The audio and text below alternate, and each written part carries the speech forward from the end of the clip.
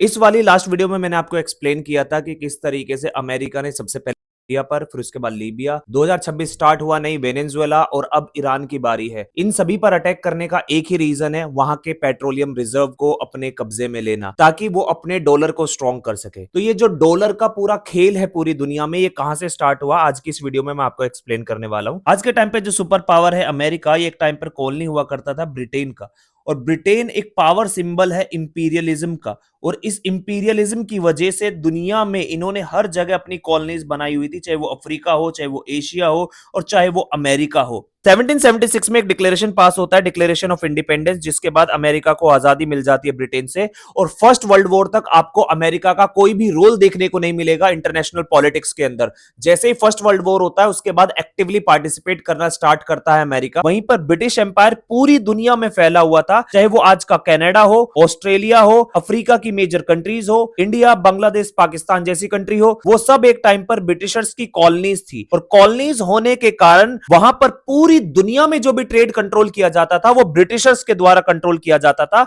और अगर आपको उसकी पेमेंट करनी है, तो वो पेमेंट आपको करनी पड़ती थी ब्रिटिश पाउंड में। और इसी वजह से ये ब्रिटिश पाउंड बन चुका था ग्लोबल करेंसी। जो ग्लोबल करेंसी आज के टाइम पे आपको देखने को मिलेगा सबसे पावरफुल है यूएस डॉलर, वो उस वक्त ब्रिटिश पाउंड हुआ करती थी। क्योंकि ये जो ब्रिटिश पाउंड है, ये गोल्ड स्टैंडर्ड पर डिसाइड किया गया था, यानी कि जितना ज्यादा गोल्ड उतनी पावरफुल करेंसी, उतना ज्यादा आप प्रिंट कर सकते हैं।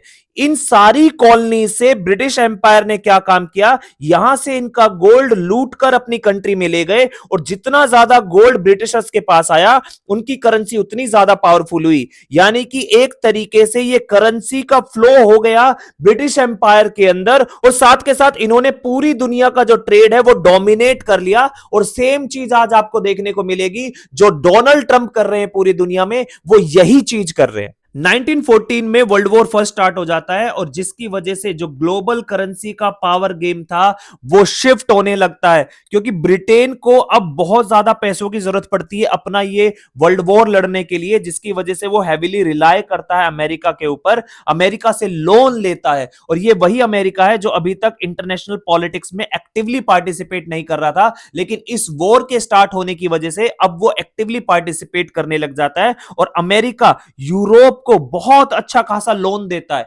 जिसकी वजह से यूरोप से जो गोल्ड है वो शिफ्ट होने लगता है अमेरिका की तरफ। और जैसे मैंने अभी आपको बताया कि जिसके पास जितना ज्यादा गोल्ड होगा, उसकी करेंसी उतनी ज्यादा पावरफुल होगी। और यही गोल्ड अब यूरोप से ट्रांसफर हो जाता है यूएसए की तरफ, जिसकी वजह से यूएसए बन जाता है दुनिया का लार्जेस्ट क्रेडिटर, यानी कि लोन देने वाला।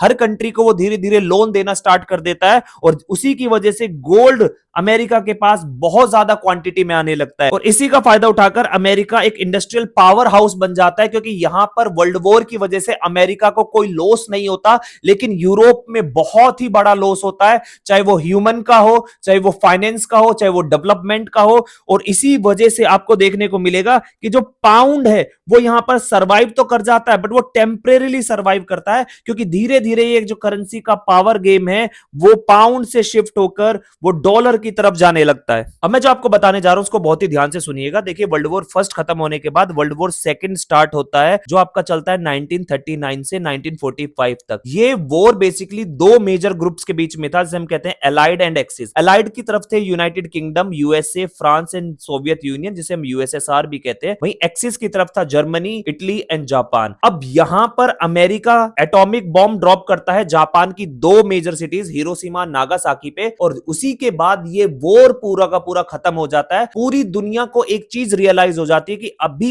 एट दिस मोमेंट जो सबसे बड़ी डिफेंस पावर किसी के पास है वो अमेरिका के पास है, इसलिए कोई भी कंट्री अमेरिका से तो पंगा बिल्कुल लेना नहीं चाहेगी। वहीं पर इसी चीज का फायदा उठाते हुए ब्रेटन वुड कॉन्फ्रेंस होती है अमेरिका में 1944 में, और यहां पर कुछ ऐसी टर्म्स एंड कंडीशंस पे एग्री किया जाता है जिसके बाद डॉलर ऑर्डर स्टार्ट हो जाता है, यानी कि इसे ही कहा जाता है असली जन्म यूएस डॉलर की हेजेमनी का, जहां पर 44 एलाइड कंट्रीज डिसाइड डिसाइड करती है कि यूएस डॉलर का जो प्राइस होगा वो गोल्ड के प्राइस से लिंक होगा और बाकी अदर कंट्रीज की जो करेंसी होगी वो यूएस डॉलर के प्राइस से लिंक की जाएगी। साथ के साथ डिसाइड किया जाता है कि एक आईएमएफ एंड वर्ल्ड बैंक बनाएंगे ताकि दुनिया को जो लोन दे सकते हैं या डेवलपमेंट प्रोजेक्ट के लिए फाइनेंस कर सकते हैं वो इन्हीं बैंकों के द्वारा किया जा सकता है। और इस बैंक में जो सबसे बड़ा शेयर था वो अमेरिका का था और लोन जो दिया जाता था वो ज्यादातर यूएस डॉलर में दिया जाता था। यानी कि सेम चीज जब ब्रिटिशर्स का एम्पायर पूरी दुनिया में फैला हुआ था वहां पर पाउंड का यूज होता था, अब यहां पर वर्ल्ड वॉर के बाद अमेरिका के यूएस डॉलर का यूज होना स्टार्ट हो गया। नाउ यहां पे सबसे बड़ा सवाल यह है कि अमेरिका का डॉलर ही यहां पर फिक्स क्यों किया गया।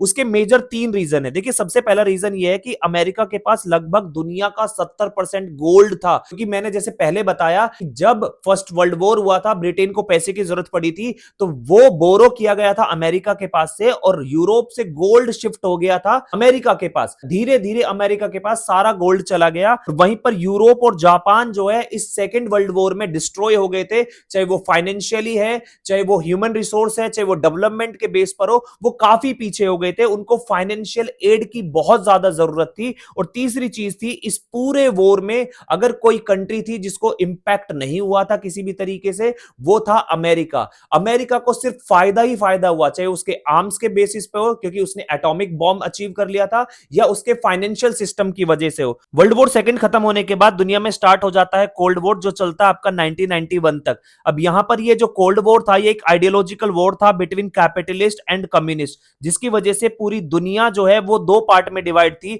जिसको हम वेस्टर्न ब्लॉक भी कहते हैं और ईस्टर्न ब्लॉक भी कहते हैं। और ठीक इसी तरीके से यूरोप जो था वो भी दो पार्ट में डिवाइड था, जो वेस्टर्न यूरोप और ईस्टर्न यूरोप के नाम से जाना जाता था। और इसी वजह से अमेरिका का सबसे बड़ा चैलेंज था कि इस कम्युनिज्म को फैलने से रोकना है, वरना वो पूरी की पूरी कैपिटलिस्ट कंट्रीज को धीरे धीरे धीरे कम्युनिज्म में कन्वर्ट कर देगा। और इसी वजह से अमेरिका लॉन्च करता है मार्शल प्लान, यानी कि इस प्लान के अकॉर्डिंग जो वेस्टर्न यूरोप है उसको दोबारा से डेवलप करने के लिए, क्योंकि वर्ल्ड वॉर सेकंड की वजह से यूरोप पूरा का पूरा बर्बाद हो चुका था, तो इसको दोबारा से डेवलप करने के लिए मार्शल प्लान के अंदर अमेरिका फंड एलोकेट करता है कि आपको हम पैसा देंगे, आप दोबारा से रिवाइव करें। लेकिन ये जो पैसा था ये मेजर पैसा आपका यूएस डॉलर में दिया गया था। और इसी वजह से उन्होंने ये जितनी भी कैपिटलिस्ट कंट्रीज थी उनके साथ ट्रेड एग्रीमेंट्स भी किए हुए थे। और ये जो ट्रेड था बेसिकली यहां पर फोर्स किया गया था कि आप यूएस डॉलर में ही ट्रेड करेंगे तभी हम आपको कोई भी फाइनेंशियल असिस्टेंस देंगे। यहां पर फाइनेंशियल असिस्टेंस देने का मेन रीजन ये था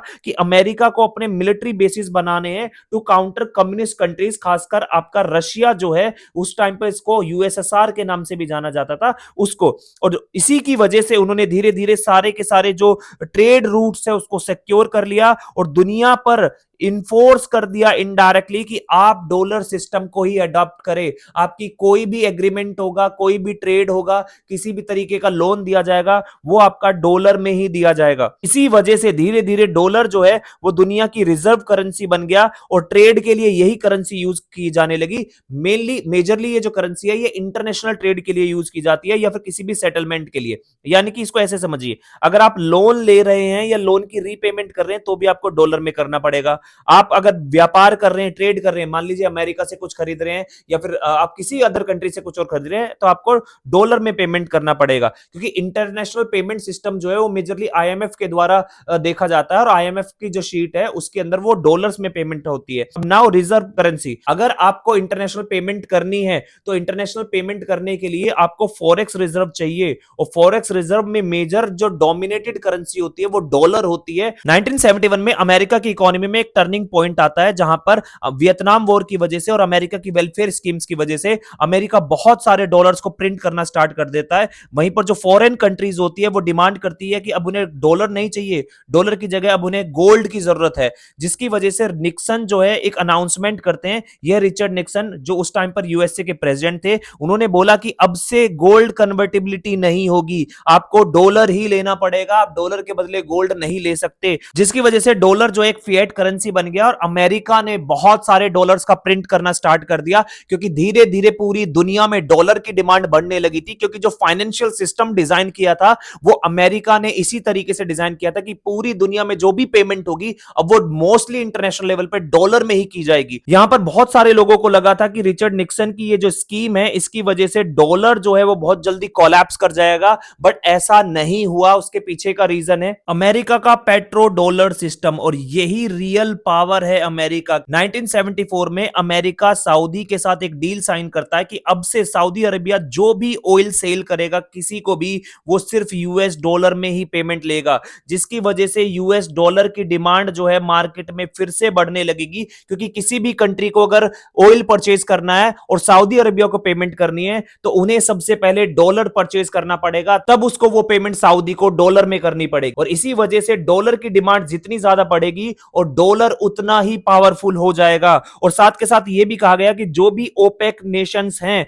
वो सेम चीज फॉलो करेंगे जो सऊदी अरेबिया फॉलो करेगा। यानी कि यहां पर डॉलर को जो पावर आनी स्टार्ट हो गई ऑयल से आने लगी। बदले में अमेरिका उनको यूएस मिलिट्री प्रोटेक्शन प्रोवाइड कराएगा, वेपन्स प्रोवाइड कराएगा और उनकी जो रिजीम सिक्योरिटी है वो इंश्योर करेगा। क्योंकि यहां पर कोल्ड वॉर की वजह से कभी अमेरिका तो कभी यूएसएसआर किसी ना किसी कंट्री की रिजीम चेंज करते रहते थे because of their own benefit. अब यहां पर ये जो ऑयल है ये सबसे बड़ी लाइफ ब्लड बन जाता है मॉडर्न इकोनॉमी का। क्योंकि आज के टाइम में आप देखिए किसी भी इकोनॉमी को अगर रन करना है तो आपको ऑयल की जरूरत बहुत पड़ेगी, क्योंकि ऑयल जो है वो ट्रांसपोर्टेशन के लिए यूज होता है और अगर ट्रांसपोर्टेशन ठप हो जाएगा तो पूरी इकोनॉमी कोलैप्स करने लग जाएगी। और इसी तरीके से ये इनडायरेक्टली एक नॉर्म बन गया कि जो भी कंट्री ऑयल खरीदेगी वो यूएस डॉलर में ही खरीदना पड़ेगा, क्योंकि जो कंट्री ऑयल बेच रही है उसकी डिमांड है कि वो पेमेंट सिर्फ यूएस डॉलर में ही लेगी।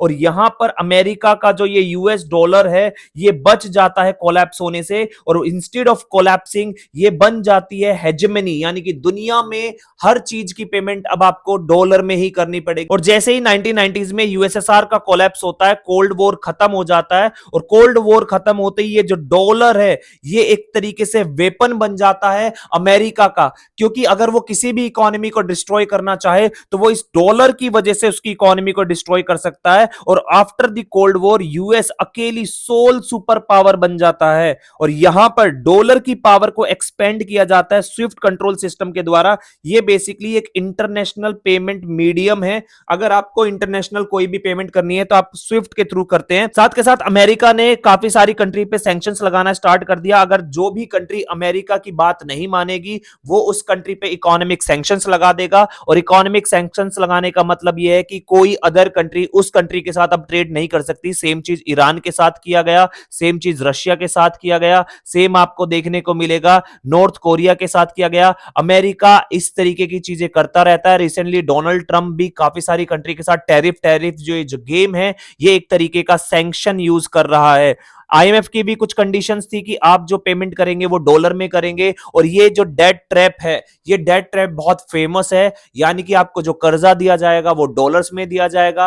आपको कर्जा सिर्फ उसी कंडीशंस पे दिया जाएगा जब आप अमेरिका की टर्म्स एंड कंडीशन या आईएमएफ की टर्म्स एंड कंडीशंस को फुलफिल करेंगे। I will give you an example. जब इंडिया में फॉरेक्स रिजर्व क्राइसिस आया था तो इंडिया आईएमएफ के पास लोन मांगने गया, तो यहां पर आईएमएफ ने कुछ कंडीशंस रखी कि जब तक आप अपनी इकोनॉमी को ओपन नहीं करेंगे तब तक हम आपको लोन नहीं देंगे। और उसके बाद इंडिया को अपनी इकोनॉमी ओपन करनी पड़ी, यूएसए को मार्केट एक्सेस मिल गया। तो यानी कि ये जो आईएमएफ है, ये जो डेट है, ये लोन है और सैंक्शंस है, इन सब के थ्रू अमेरिका ने धीरे धीरे बाकी कंट्रीज की इकोनॉमी को ओपन कराना स्टार्ट कर दिया, वहां की इकोनॉमी पे एक्सेस लेना स्टार्ट कर दिया। और यहां पर ये जो पूरा का पूरा खेल था वो यूएस डॉलर के लिए था, क्योंकि जितना ज्यादा ट्रेड आप यूएस डॉलर में करेंगे उतना ज्यादा अमेरिका को फायदा होगा। और यहां पर यूएस डॉलर एक तरीके से वेपन बन गया। ये सिर्फ एक करेंसी नहीं रहा, ये एक पूरा का पूरा वेपन बन गया because of petro dollar system. Now सवाल ये है कि आज भी यूएस डॉलर डोमिनेट क्यों कर रहा है? क्योंकि दुनिया का 60% ग्लोबल रिजर्व जो है